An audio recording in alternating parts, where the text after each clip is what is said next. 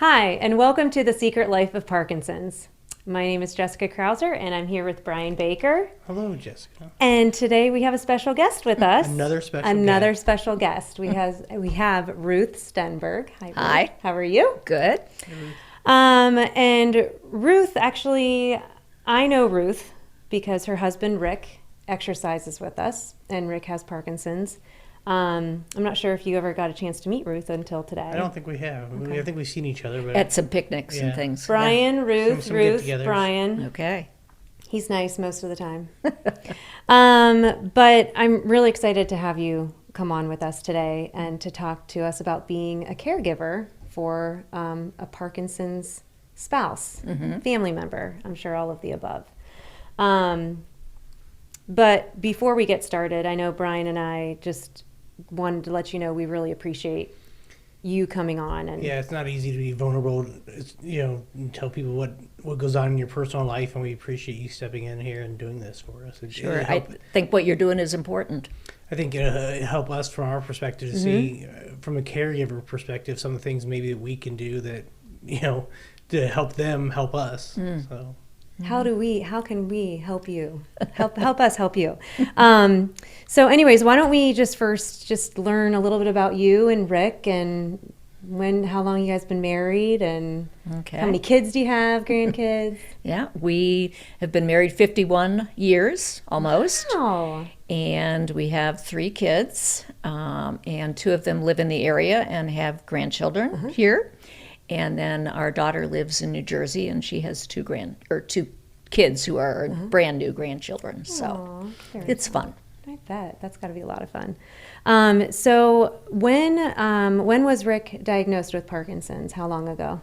It's been maybe 6 years ago. Oh, okay. Was it a surprise? Did you know something was up? We knew something was up. He didn't really have the physical symptoms per se, didn't have tremors. He was a little bit slower, but then we were getting older. And it really was friends who said, has he, seen somebody lately? He just seems more hesitant, more withdrawn, more not willing to do things like he used to. So we made the appointment, and we were absolutely floored when the doctor said, "You have Parkinson's." And Did you make an appointment with a neurologist or well, family physician? his primary physician made the appointment or gave them a referral. Did the primary physician give any kind of heads up, or did he just refer you over? No. So it was a complete surprise. It was a complete surprise. And part of the really bad part is that his father had Parkinson's. And this was 30-something years ago, so medications were brand new. Yeah. And his father didn't do any kind of exercise. And he had been in a very high-profile job, had been in a volunteer organization, the president of the whole thing, and started noticing things and then retired from everything and just sort of the bottom dropped out. And so it was really hard. So I think it's an issue today because Rick will say, "Oh, that's like my dad." Or in his mind, I know he thinks that's what I'm going to be like. And because his father didn't have the support, his mother didn't have any support, didn't understand, there were a lot of struggles.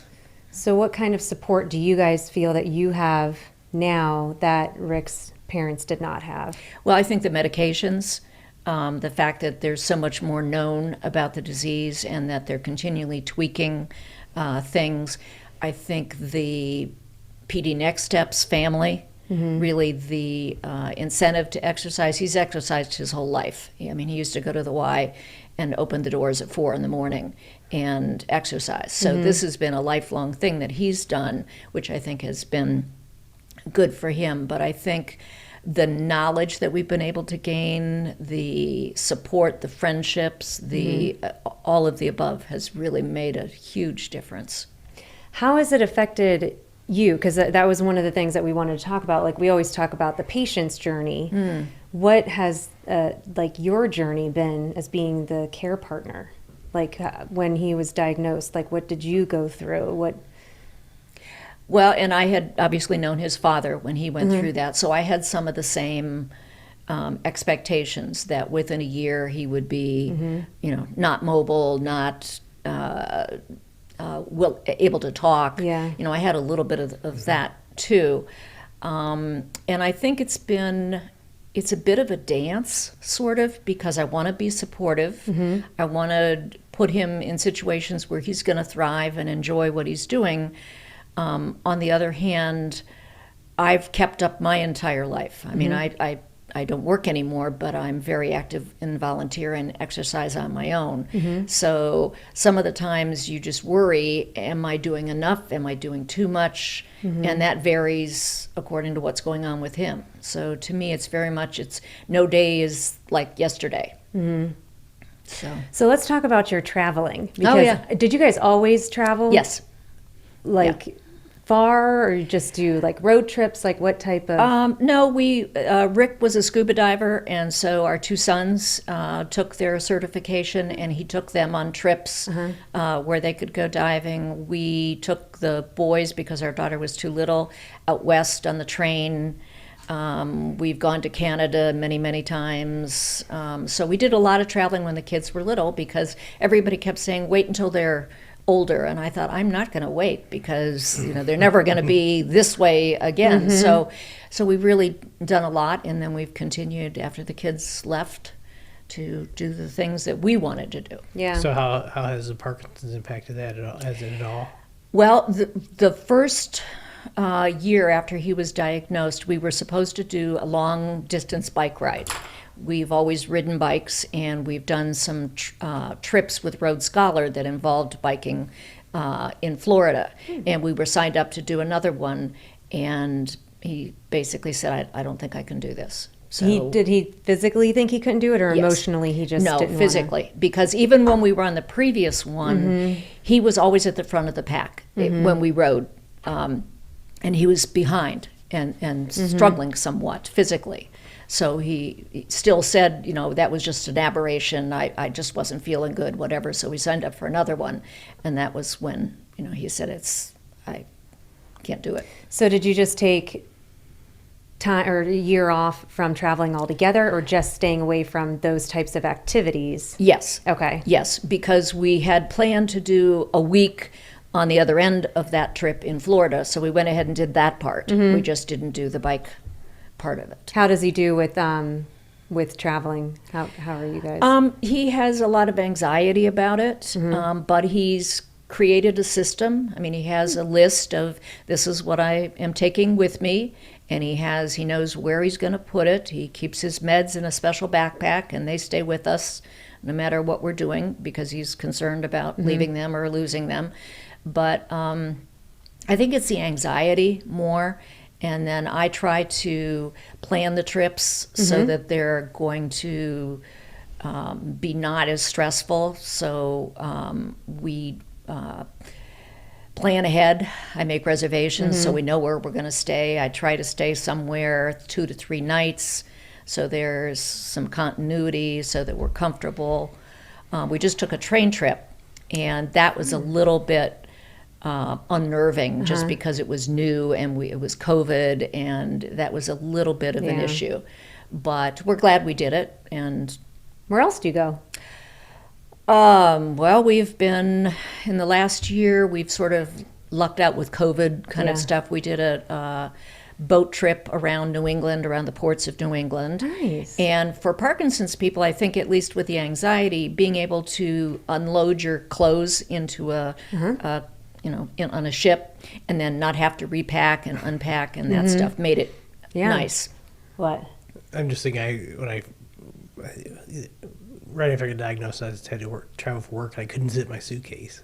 Oh, really? Yeah, I had to have somebody help me zip my suitcase, because I couldn't. Did you overpack and you had to step on it? It was a work trip, but I probably had too much in there, but I think I couldn't get Those it down. little zippers are always finicky anyways. So it was funny. I think so. Having somebody to zip your suitcase is nice. So, getting into the kind of the nitty gritty of Parkinson's, what's been the biggest obstacle that you've had to overcome personally? From that side of things. It's probably, like I said before, the dance that, what I've done before, what I did yesterday may not work as well today. So being able to sort of adjust. One of the things, and he knows this, that really bugs me is when we're supposed to be somewhere. We always have been late for everything we've ever done. So, but it just takes forever to get somewhere. And so that's been a frustration of mine, because we'll be ready. I think we're ready, and we're not ready. So I'm late all the time. Everything. So maybe I should start blaming it on it's Parkinson's that's making me late. But yeah. And he's come up with the list. He has 6 things that he has to have with him before we leave the house. And that's made it a little bit better. The first big trip we took after he was diagnosed was a river cruise in Vietnam and Cambodia. And that was, the big thing was still leaving the cabin and do I have everything I'm going to need? But that's where he came up with the 6 things. Yeah. And so that's a reassuring thing that he can do. Yeah. Are the 6 things like more than just medication? Oh, it's like watch, phone, okay. glasses. Like as long as he has keys. Those things. Yeah. Okay. Yeah. So traveling was one of the hot topics at our house when I was first diagnosed, because, I was diagnosed at 37, and we're at the height of our careers where we're trying to save money for retirement and other things. So we travel now, but not like what I expect that we would do. And that the travel piece came into question a lot of, will I be able to, and can I go on long walks if we go to Italy or Greece, or am I going to want to get on a plane? Did you ever think of that? Like, I have this. That causes me anxiety right there. When I think about leaving my house to go spend the night someplace, or go to even just a friend's house hang out for the evening, that causes me anxiety. Really? Yeah, because it's like, how am I going to feel? I start thinking about days before, like, what if I don't feel good? And instead of just before, you just go with the flow. So you put yourself in that. Yeah, I totally do. And I was like, I won't commit to going to a cookout because I don't know how I'm going to feel that day. But I know I'm going to feel fine. I know I'm going to do fine there. When I stop. But you talk yourself out of it. But I think it's a build up to it, and like the anxiety, it's going to my parents to stay the night at my parents up to Lake Erie. That just, how am I going to sleep? Am I going to be able to sleep well? And really, that stuff just runs through my head. Like, I don't think of any of that. Oh, what am I going to do if I don't sleep well? And what if I don't feel well? And and my dad and I go fishing a lot. So what if I don't feel like going fishing? And I always do. I did, but it's a thought in my head. Yeah. I'm not going to. Yeah. But I've never had a situation where I'm like, when my son traveled for playing lacrosse, like we'd travel out of state, and it never bothered. Never had a thought. Like I'm not going to miss his lacrosse game. So I never thought about that. So it's like the reason behind it, or something. Yeah. So long as you got a little motivation to do something. Yeah. Well, and I have to pretty much convince Rick to go. I mean, I'll start slow and say, how about we think about doing this? And he'll, I don't know. And then I wait a week or two and I say, well, look, I just saw something on this place and that sounds like fun, doesn't it? And so by the time, and with the train, I knew that would be stressful. And I said, this is what I want to do. This is how much it's going to cost. This is how it's going to work. And he said, let me think about it. So he thought about it, and he said, if that's something you really want to do, we'll do it. Do you think traveling helps him in some ways? Like if you guys didn't travel, like if you were just like, this is what he's dealing with, we just can't go anywhere, we're strapped to being home. What do you think that would do to him, like emotionally or physically? Do you think it would be different? I think he really benefits from the travel. I mean, once he's doing it, he's never said, I don't want to do that again, or I didn't have a good time. I mean, he'll talk about what we did or what we saw or whatever. So I know doing it is good for him. Frankly, it would probably be me that would be feeling really restrained, and I'm afraid I would get resentful.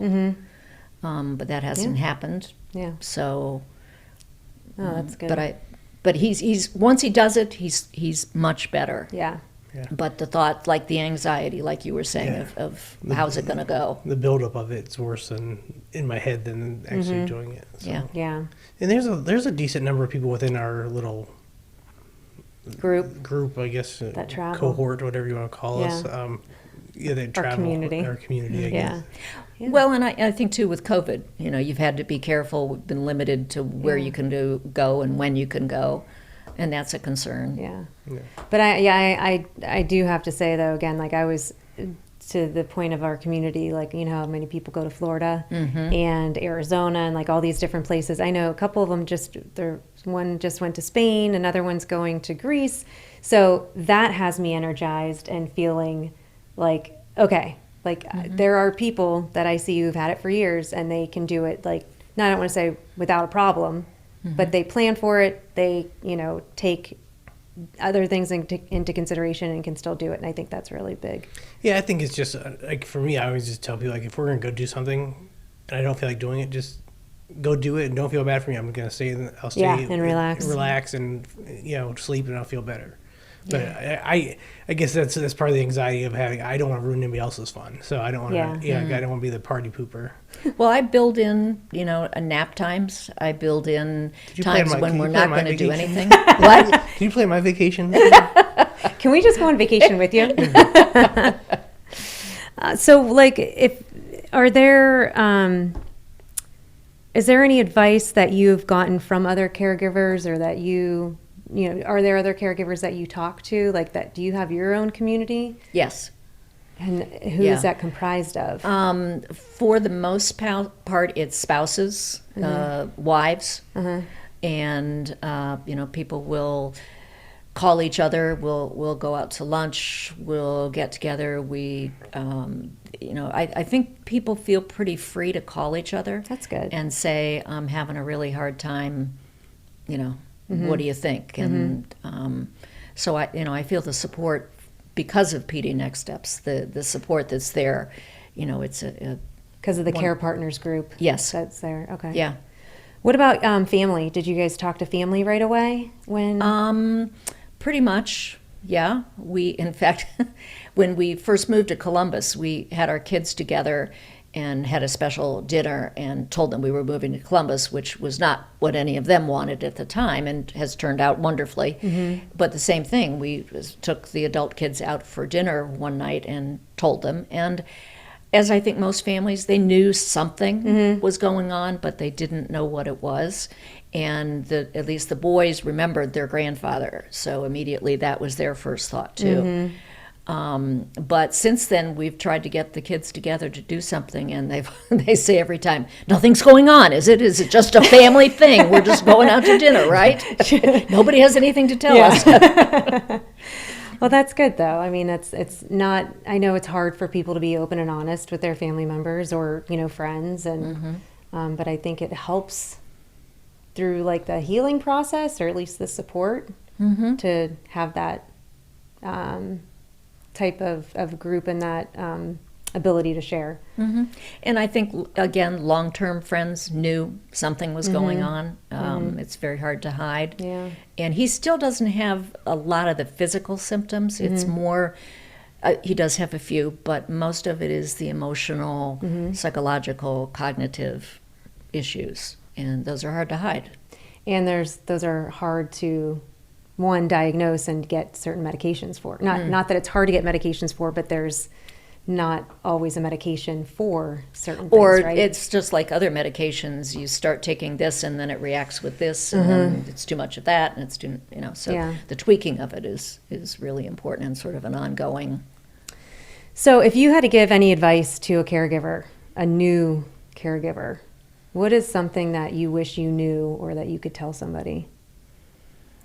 I hesitate to say educate yourself, because there's so much stuff out there, on the internet, but go to the sites that Michael J. Fox and the Parkinson's Foundation and get information. Ask your doctor for information. Go with your partner to the appointments and be a backup, because I know, at least for all of us, I think we go to the doctor and they say, how are you? And you go, fine. But, so I always feel like I don't say anything at the doctor's until there's something that he's missing. And then I figure that that's my job to chime in and make sure that's so. I guess, life goes on, and it's different now than it was. But other things are happening as well. Other things are making it different. So just be as flexible as you can be. So what is something that Rick does, maybe, or that helps you out helps you help him? Occasionally he'll tell me, like he'll have trouble finding a word, and I won't say anything. And then afterwards he'll say, thank you. He said, I knew I was going to get it, but I want to do it on my own. That's good. So he's good at feedback. That actually, that's really, I think, a great takeaway from this is for us patients to give our caregiver, care partner feedback.